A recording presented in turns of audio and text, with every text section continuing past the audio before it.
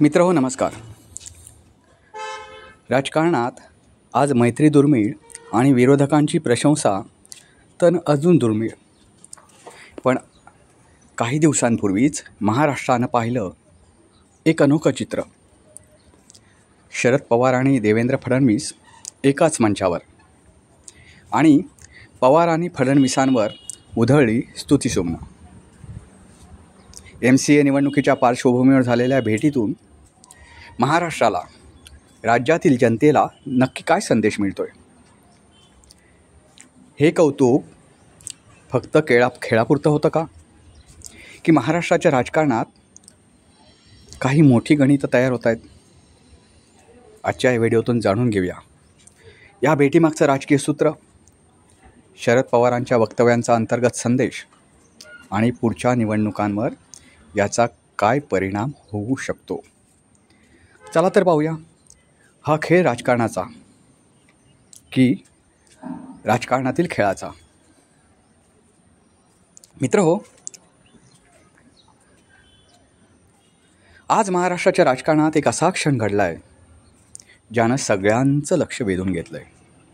एकाच मंचावर महाराष्ट्रातील दोन मोठी नावं, राष्ट्रवादी काँग्रेसचे ज्येष्ठ नेते शरद पवार आणि राज्याचे मुख्यमंत्री देवेंद्र फडणवीस. आणि त्याहीपेक्षा महत्त्वाचं म्हणजे या मंचावर शरद पवारांनी केलेली फडणवीसांची उघड प्रशंसा. MCA म्हणजे महाराष्ट्र क्रिकेट असोसिएशनच्या निवडणुकीच्या पार्श्वभूमीवर झालेल्या या कार्यक्रमात शरद पवार म्हणाले, देवेंद्र फडणवीस खेळात राजकारण करत नाहीत. आणि ही एकच ओळ सध्या संपूर्ण महाराष्ट्राच्या राजकारणाचा चर्चेचा विषय बनले. आता प्रश्न असा आहे, ही केवळ शिष्टाचारवश स्तुती होती का, की यामागे काही राजकीय गणितं आहेत? महाराष्ट्रात गेल्या काही दिवसात बिघडलेला राजकारणाचा स्तर आणि बिघडलेले राजकीय विचार यामुळे महाराष्ट्रात रोज वातावरण ढवळून निघतंय. एक सामान्य कार्यकर्ता रोज आतून पेटून उठतोय, पेटला जातोय, जळतोय, पण त्याचं कोणालाही सोयीसुतक नाही. त्यामुळे महाराष्ट्राच्या राजकारणामध्ये देवेंद्र फडणवीस आणि शरद पवार यांची अनोखी युती झाली तर ते वेगळं वाटायला नको.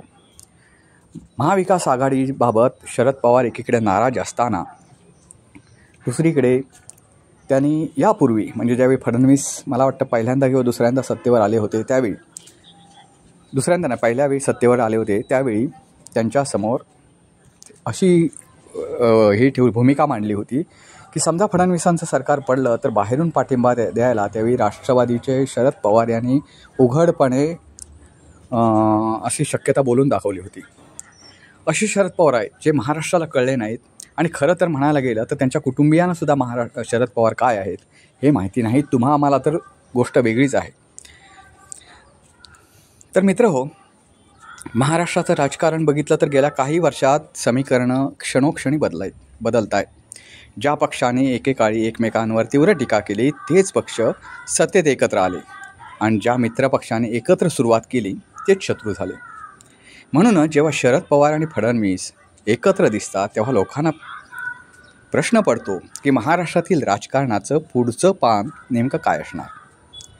राजकीय तज्ज्ञांचं असं म्हणणं आहे की शरद पवार कधीच एखादी गोष्ट विनाकारण बोलत नाही.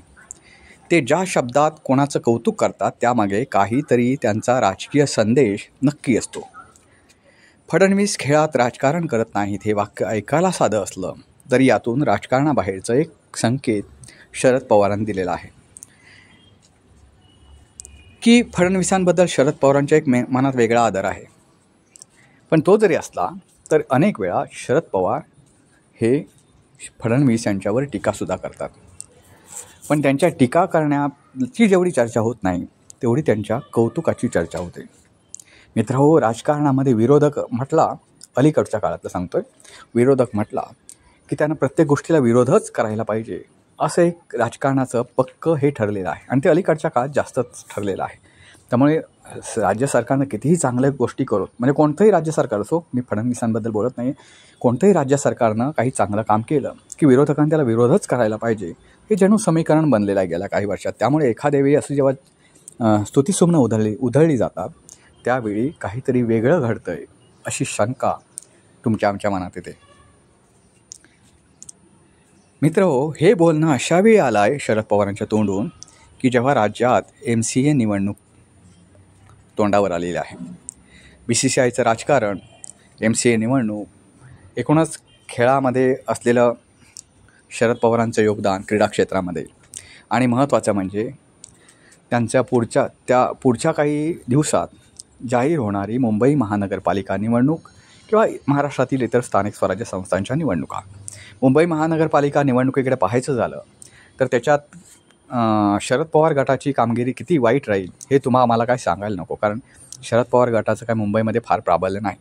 त्यामुळे किंगमेकर होता आलं तर पाहू, असा तर शरद पवारांचा गेम नाही ना, असं ह्याला काही सांगता येत नाही. म्हणजे निदान आपलं वजन तरी वाढवता येईल. राजकीय वजन जे आहे मुंबई महानगरपालिकेच्या निवडणुकीबद्दल बोलतो आहे, त्याच्यात ते वापरून आपल्या काय पदरात पडलं तर पाहू. कारण मुंबई महानगरपालिकाचं जे बजेट आहे ते एकूणच राज्याच्या बजेट एवढं आहे. त्यामुळे या निवडणुकीला फार महत्त्व आहे. मित्रहो, या भेटीतून अजून एक महत्त्वाचा संदेश दिसतो, तो म्हणजे महाराष्ट्रात आता मतभेद असले तरी संवाद थांबलेला नाही. असं जर आता शरद पवारांच्या मनात जर खरंच काही नसेल, ते अगदी निर्भीळ मनानं जर बोलत असतील, तर त्याच्यातून एक महाराष्ट्राला नक्कीच संदेश जातो की महाराष्ट्रात राजकीय मतभेद असले तरी संवाद थांबलेला नाही. पवार आणि फडणवीस दोघेही राज्याच्या राजकारणात अनुभवी खेळाडू आहेत. दोघांनाही माहीत आहे की राजकारणात कायमस्वरूपी शत्रू नसतात, फक्त कायमस्वरूपी हे हितसंबंध असतात. ही फक्त खेळाशी संबंधित भेट होती. यात राजकारण कसं आलं असं काही जण म्हणतील, पण राजकीय इतिहास असं सांगतो महाराष्ट्राचा की खेळ आणि राजकारणाचं नातं महाराष्ट्रात कायम हातात हात घालूनच चालतं. त्यामुळे क्रीडा क्षेत्रामध्ये राजकीय गोष्टी ज्या होतात त्या प्रत्यक्ष महाराष्ट्राच्या राजकारणातसुद्धा निगडीत असतात.